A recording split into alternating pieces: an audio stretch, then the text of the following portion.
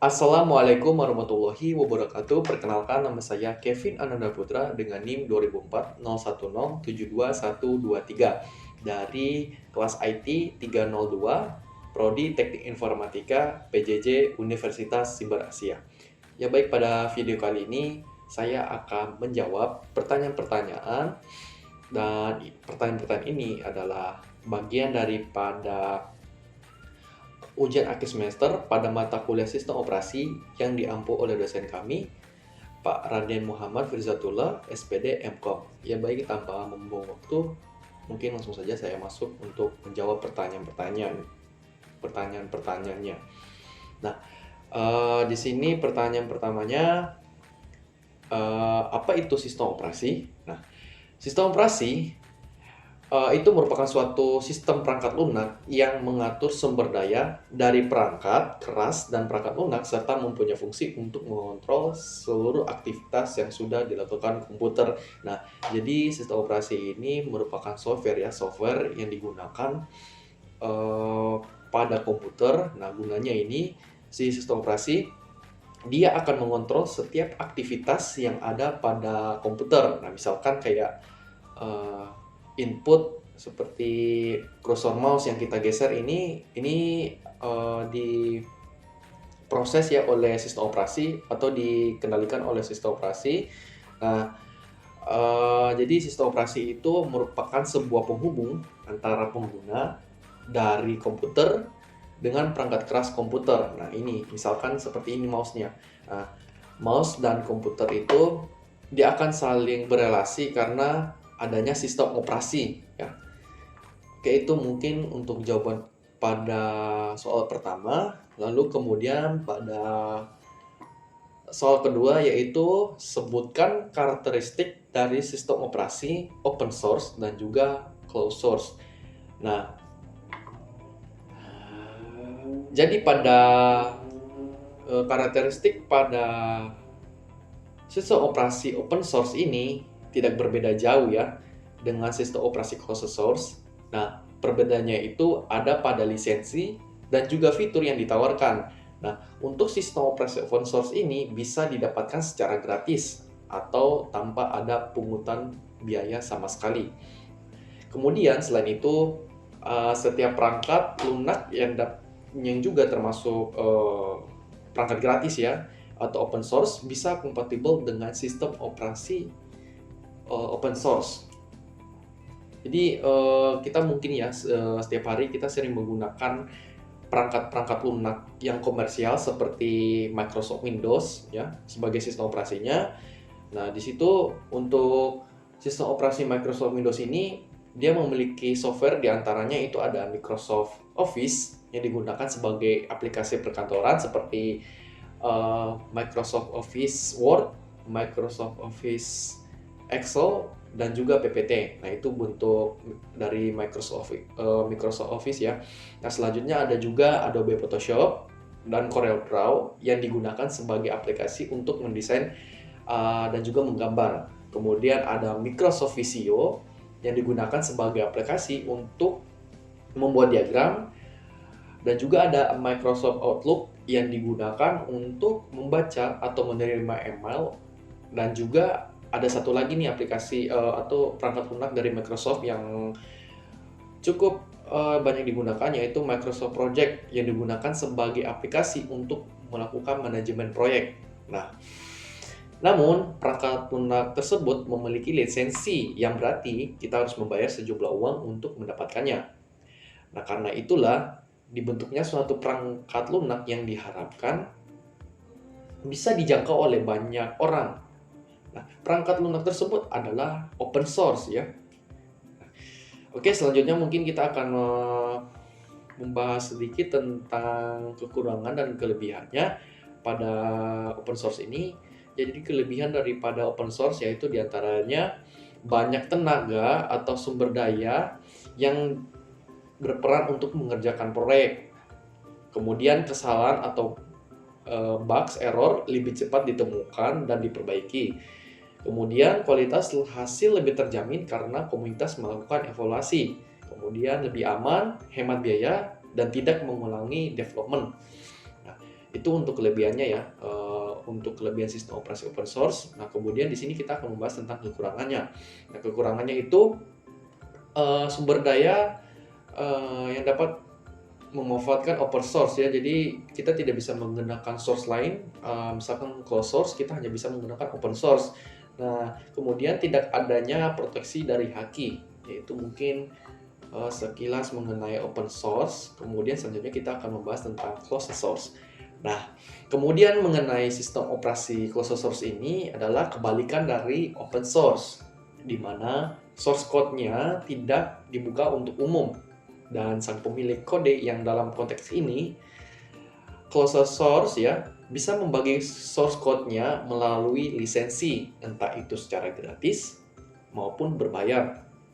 Nah, dan meskipun gratis ya, lisensi tertentu bisa membuat software tidak sepenuhnya open source. Artinya bahwa ada beberapa source yang mungkin tidak bisa kita gunakan. Misalnya jika di lisensi tersebut ada larangan untuk memodifikasi code. Nah, maka software ini yang diberikan lisensi tadi tidak bisa diakses karena ada lisensi. Nah, contoh dari closed source adalah Microsoft Windows-nya ya. Oke, selanjutnya kita akan membahas tentang kelebihan dan kekurangannya. Nah, kelebihannya di sini, kelebihan untuk sistem operasi open source, closed source ini diantaranya kestabilan sistem terjamin karena ada penanggung jawab resmi.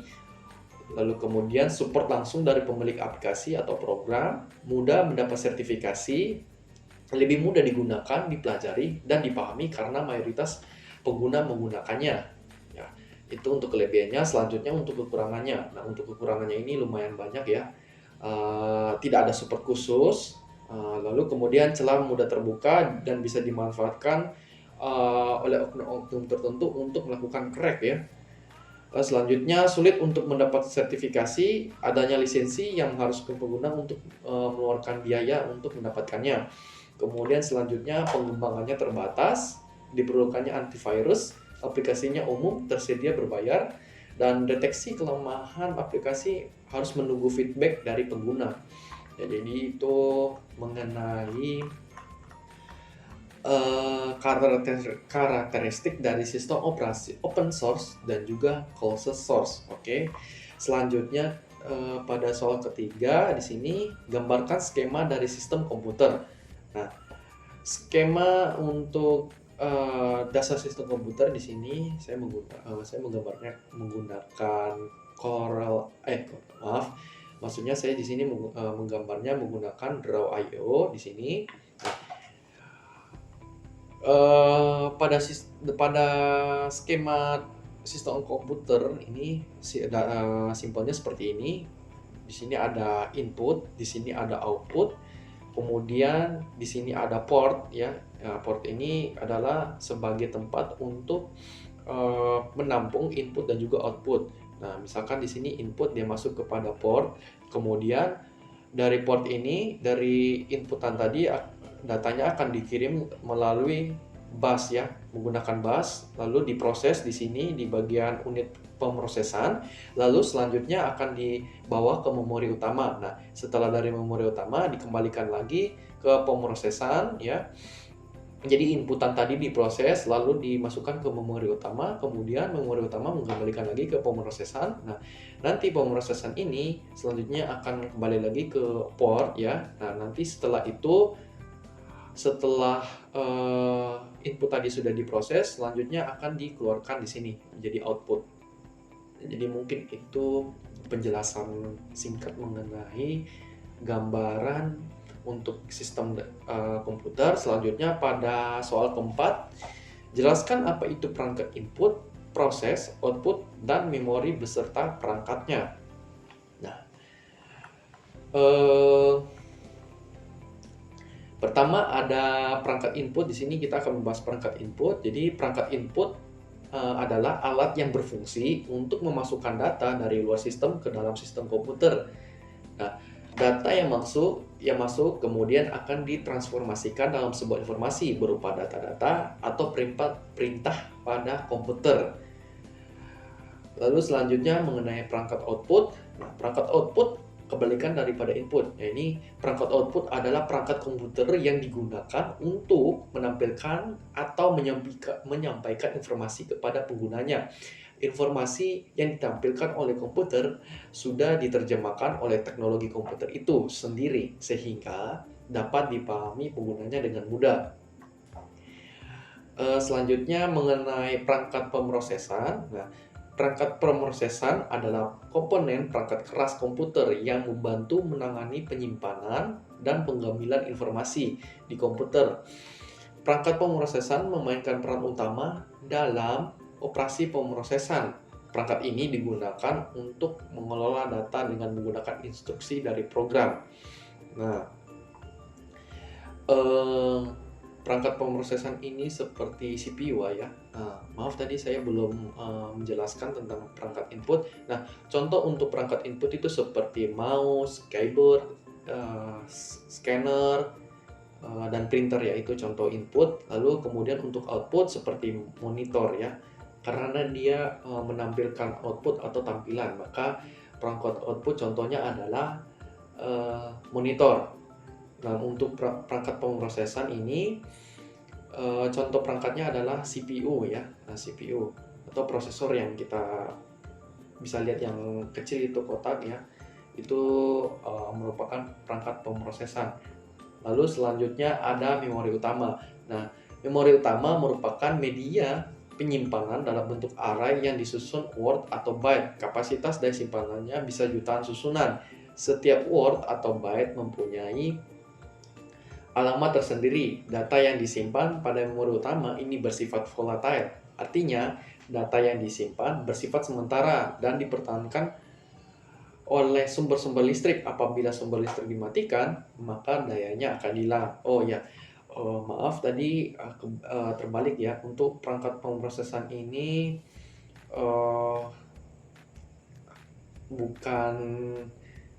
bukan prosesor ya, tapi CPU. Nah, memori utama ini dari CPU. Jadi contoh perangkat dari memori utama adalah CPU. Beda ya untuk RAM. Kalau RAM itu dia penyimpanan, dia bukan memori utama. Nah, kalau untuk memori utama itu adalah prosesor. Itu baik, itu penjelasan mengenai soal nomor 4. Selanjutnya yang terakhir ini jelaskan langkah menginstal Windows 10. Nah, di sini saya sudah buat cara install Windows 10-nya. Nah, untuk cara menginstal Windows 10 ini di sini saya menggunakan metode flash disk ya. Nah, untuk menginstal Windows 10 dengan flash disk ini, pertama-tama kita harus sediakan dulu file ISO Windows 10-nya. Lalu kalau kita sudah punya, maka kita bisa langsung masuk kepada proses penginstalannya. Nah, pada step pertama ini kita unduh terlebih dahulu Media Creation Tool ya. Lalu tancapkan flash disk pada laptop atau komputer. Selanjutnya buka Creation Tool yang telah diunduh tadi, lalu lakukan persetujuan instalasi dengan pilih Accept untuk menyetujui Microsoft Software License Terms. Selain itu, kita pilih menu Creation Installation Media USB atau Flash Driver, DVD, or ISO file, atau for another PC. Lalu selanjutnya pilih Next. Nah, tampilannya seperti ini. Selanjutnya pada step kedua, pada language kita pilih English atau United States pada edition. Nah, kemudian pada editionnya kita pilih Windows 10, lalu selanjutnya untuk arsitekturnya kita pilih yang 64 bit ya. Lalu kita setelah memilihnya kita next. Nah, di sini kemudian pilih USB file drive, kemudian klik next. Selanjutnya klik next pada flash disk yang kita punya tadi. Setelah itu kita next lagi. Nah, itu untuk mengkonekkan Creation Tool-nya dengan flash disk ya. Selanjutnya di sini kita akan melakukan proses penginstalan Windows 10-nya. Nah, pertama stepnya kita tekan enter atau sembarang tombol pada keyboard untuk melakukan instalasi dengan menggunakan flash disk ya. Nah, pada step ketiga ini kita klik install untuk menunjukkan proses instalasi. Kemudian nanti ada tampilan yaitu Active Windows dan seperti ini. Nah, kita pilih I don't have a product key ya. Jika kalau kita tidak mempunyai serial number atau juga product key-nya. Nah, kalau jika kita punya product key-nya, maka kita langsung masukkan saja kepada menunya ya di sini. Ya. Tapi karena di sini saya tidak menggunakan product key, maka kita pilih menu saja I don't have a product key. Nah, selanjutnya, pada step keempat ini akan ada jendela baru yaitu select the operating system you want to install. Lalu silakan kita pilih saja sesuai dengan yang kita mau. Nah, untuk rekomendasinya baiknya kita menggunakan Windows 10 Pro. Nah, setelah kita memilih Windows 10 Pro, selanjutnya kita pilih Next. Nah, kemudian akan ada lagi tampilan jendela baru yaitu Applicable Notifications and License Terms. Kita pilih I accept the license terms untuk menyetujui, kemudian kita pilih Next. Lalu kemudian kita pilih Custom Install Windows Only ya, Advance untuk menginstal Windows secara clean install.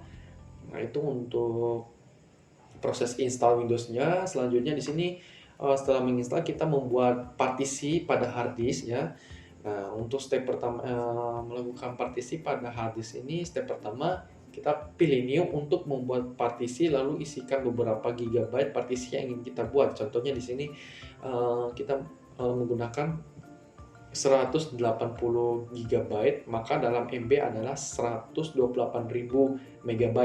Lalu kita pilih lalu pilih OK untuk konfirmasi. Nah, secara otomatis Windows akan membuat dua partisi. Nah, pertama untuk sistem reservernya sekitar 500 MB, kedua partisi yang kita buat yaitu 128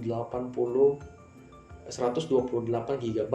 Jadi kita jangan herannya kalau misalkan ada dua partisi, padahal sebenarnya itu cuma satu partisi. Nah, untuk partisi yang satunya itu adalah untuk sistem reserver ya. Jadi kita abaikan saja. Lalu selanjutnya pada step kedua kita buat lagi satu partisi ya. Kita klik pada drive yang paling bawah. Di sini unallocate space, yaitu space yang belum dialokasikan. Lalu pada size jangan kita ubah karena itu adalah kapasitas yang tersedia.